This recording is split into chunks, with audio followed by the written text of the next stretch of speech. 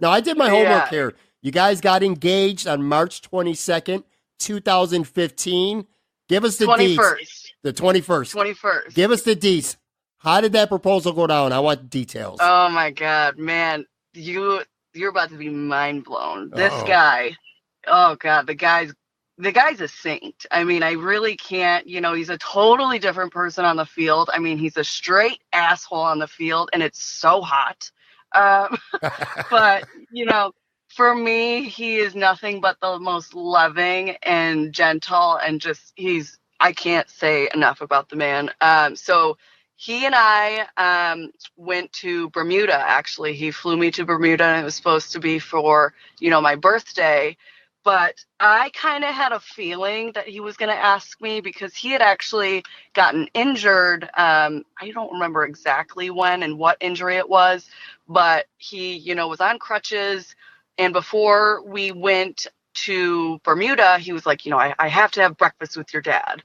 And I'm like, okay, like that's weird, but fine. Well, he actually was going to breakfast with my dad. And my dad, like I said, he's very dry humored. He was a cop.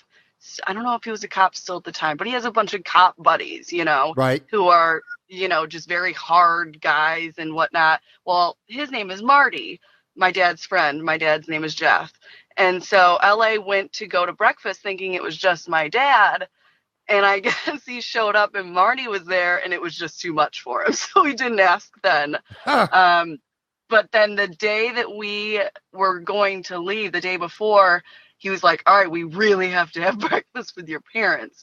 And then they made me go sit in the car while they talked. So I was like, okay, like, Oh, could wow. you be more obvious? But so we flew to Bermuda and, we had a great trip. And my birthday was towards the end of the trip.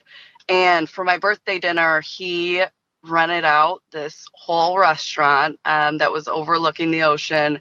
And when we walked in, all of the waiters and waitresses were waiting on us. He had this table set up that was so gorgeous. It had the menu, everything we were going to have for dinner, and it had our names on it.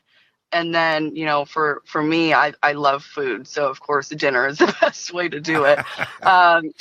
And my favorite cake in the world is funfetti cake. And so he actually had them make a funfetti birthday cake for me towards the end of the dinner. And, I'm drinking champagne all night long. I'm feeling great. And they bring the cake out and they all sing happy birthday.